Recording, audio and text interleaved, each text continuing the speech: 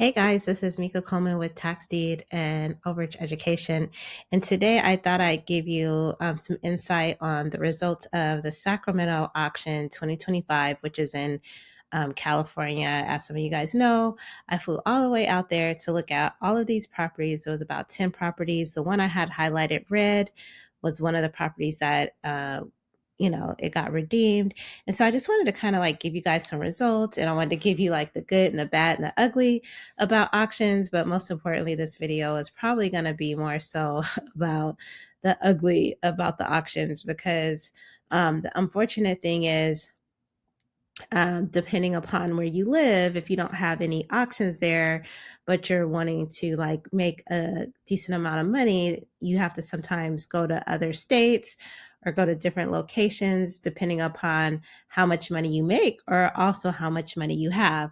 Lucky for me, I used to live in Sacramento, so I have a good network. So as you guys can see, I'm kind of going to just show you kind of like what I do when I prepare for an auction, and you'll see a video because the Dallas auction, the Dallas County and Tarrant County. So I'm going to be working on that next. But I just thought that I could share some insight with you on the results of the auction. Of course, I didn't win anything. And so that is, I would say, the ugly about investing, especially online, because everybody has access, but also too, like I flew out there because I wanted to kind of like see the properties. Of course, I had to take care of some other business, so it wasn't like a total wasted trip.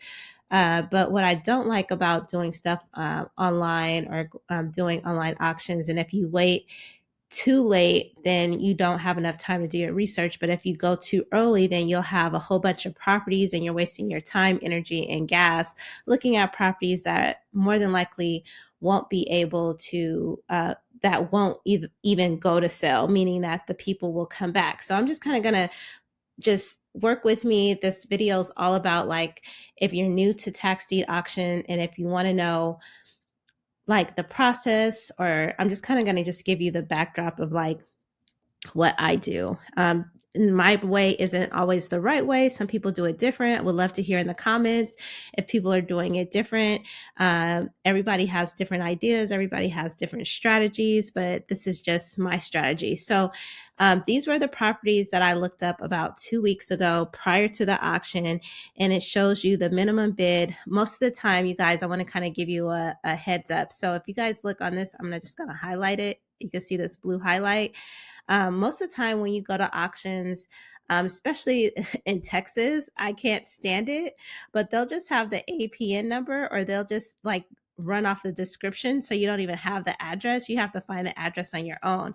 So like, for example, hypothetically, let me just go over here. Let's see if you guys can see that. If you can see, like, it just has the APN number. So this is like it's showing you the results of the sale, but even at the auction, they just give you the ID number and then they just give you the APN number. So what I have to do is I'll come over here, I put the APN numbers, and then I research the address. So this is where I've researched the address. Once I've researched the address, now I kind of can have virtual eyes, because I did this all before I went to California.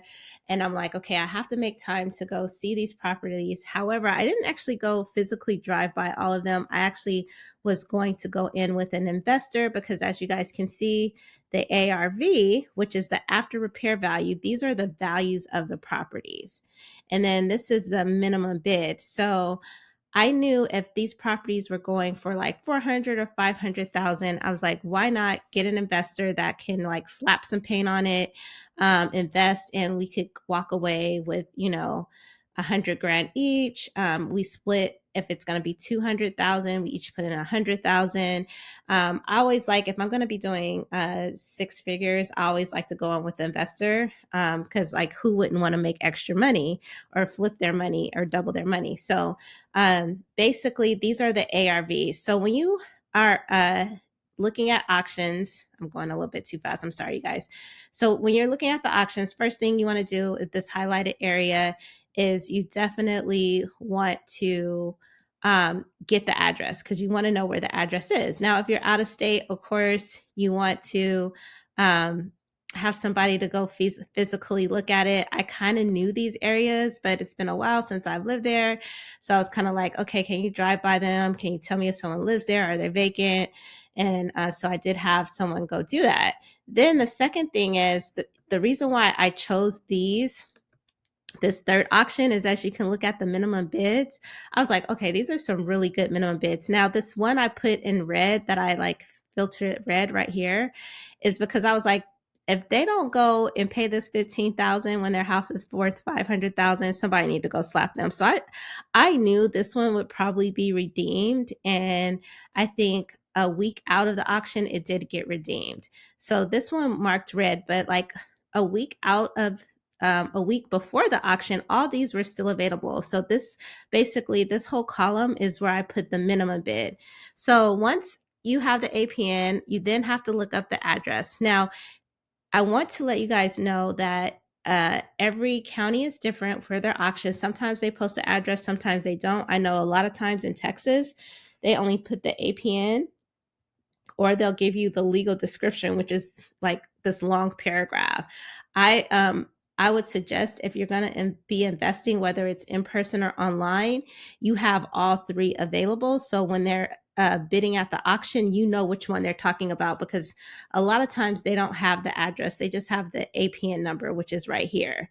So anyway, I got the addresses. I was able to have somebody drive by them. But also what's important about having the address is now you can look it up and see like what it's selling for. Now, I do have friends, realtor friends in Sacramento, but why bother them if I don't know if they're going to go to sell? So all of these ARV prices you see right here, 500, 471, 502, I got all of these numbers from Zillow, which is very, very what I consider conservative, because it doesn't give you like real market data. So I always work with conservative numbers, because like if a property sells, if I have it for 500,000 and it sells for 600, that's better for me. So I'd rather go with smaller numbers, especially when I'm bidding, than to go with the actual ARV of what it's really selling on the real market, because I just it kind of gives you a buffer when you're bidding. So for example, if I was to bid on this property that I have in red, the minimum opening bid was 15,000. Now, you could get three of your friends, everybody could come up with 5,000, but we all know if this property is worth 500,000, it's definitely not going to sell for 15. So I was thinking that this house would go for maybe 200,000, maybe 250. In my opinion, this would have still been a very, very good deal, because at 250 and it's worth 500 at the conservative number, which could probably be 650. I did go look at this property. It was really nice. We could have slapped some paint on it and got a higher market value. So I didn't put the bid pricing in here yet, only because it's really subjective. Because the one thing about tax deed auctions is you do not get to see the property. You can't do what do they call that? Not an appraisal, but you can't get like a report on the property of everything that's wrong with it. So you have to be very careful when you're bidding on these properties. You want to be really conservative. Like a lot of investors, they always say 70% ARV, which means like if it's 500,000, it's going to be 70% of this is what they'll buy it for, minus the fix up. However, we don't know what the fix up is when we're investing with tax deeds, because we don't get access to the inside. So I always try to invest 50% of whatever the ARV is, because I want to be really, really, really safe and conservative, because God knows what the inside looks like, right? So that's my little bit on why I have this minimum bid column here, and then why I have the ARV. So back to like the original of why I was saying like the good, bad, and the ugly about the auctions. The good thing is like if I had gotten any one of these properties, me and my partner could have made between $75,000 to $100,000. The second thing I like about California is it's a straight tax deed state, meaning that if I was to get one of these properties, I get the deed and there's no redemption period, meaning that the owners cannot come back and try to get the property. Whereas in Texas, there's a 6-month redemption or a 2-year redemption, depending upon if it's homestead or not. So I like to do straight tax deed states. However, some of those states do, like, for example, I'll just say California, you can see like these prices, and you're going to see in this video if you stay tuned, these minimum bids, even though in my opinion they're low for the value. Like this one started out at 62,000, it's worth 502. I wish I had time. I don't like to keep my videos long, but I was like, I wish I could show you kind of like what the videos look like, but if you want, you could type them in.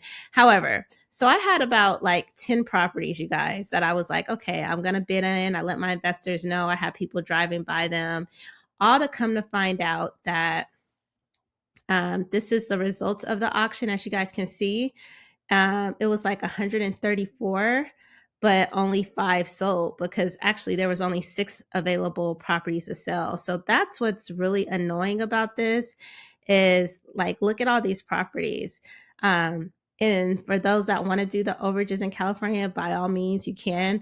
I used to do California because, as you can see, the overage on this one is a little bit under 100,000. But as you can see, there was only like 6 property out of the 10 that I chose. And these 6 properties, like, I didn't even, there were, none of them were mine, unfortunately. But what you guys can see, out of like 135 properties, like all of them were either postponed or redeemed. See, like this is a good overage if somebody wants to collect this one. But you see how I didn't even bid on this one, but it's 128,000, and it sold for 405,000. This one, oh my God, they're going to be so freaking mad.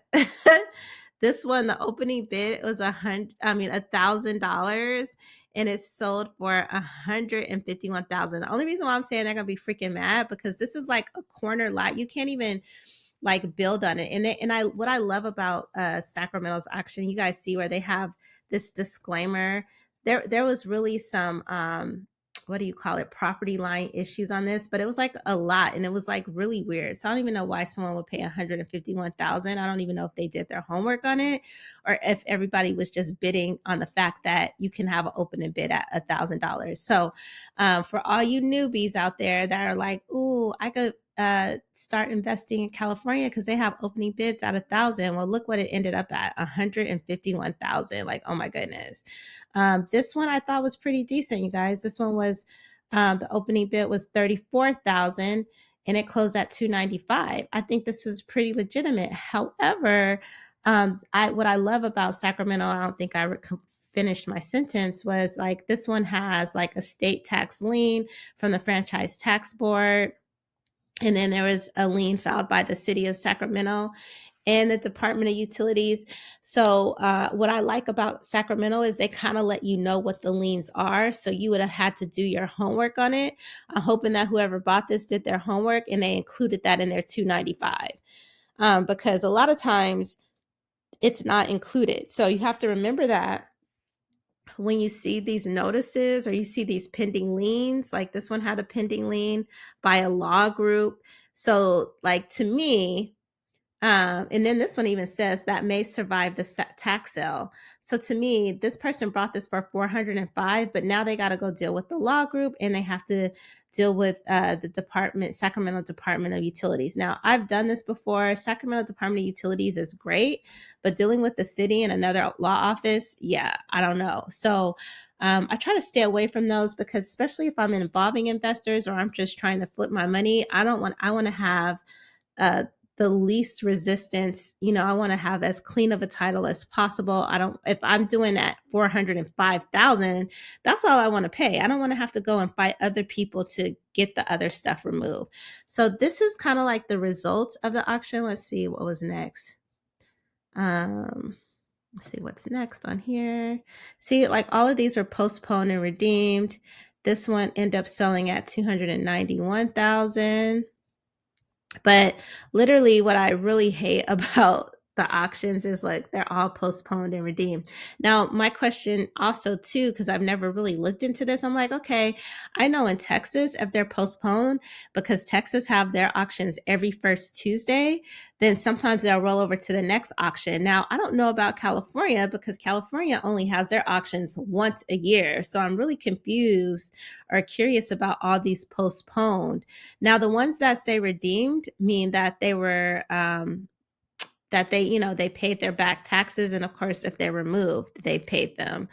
So I'm just kind of curious of these postponed ones. But anyway, needless to say, it shows what was advertised, what was canceled, and then what was sold. So actually 5 properties were sold. So I'm just going to go back to my original spreadsheet. Like literally none of these properties sold. All of them were redeemed or postponed. So it was like, I spent my time, energy doing this to come to find out at the end of when it came to the 27th, I was back in Texas and all the properties have been redeemed or postponed. So anyway, needless to say, I also wanted to say, last but not least, on these tax sale instructions, do they have it here? I wonder, do they just give me my money back? I was going to say, oh, look, they have this too, the winning bids, the opening bids. Oh, that was from last year. Ooh, look at these. Now, these are some good overages, you guys, for those that watch my overage channel, like 300,000, 400,000, but that's multiple parcels. There goes another one. That's just that's 400,000. That's a really good overage.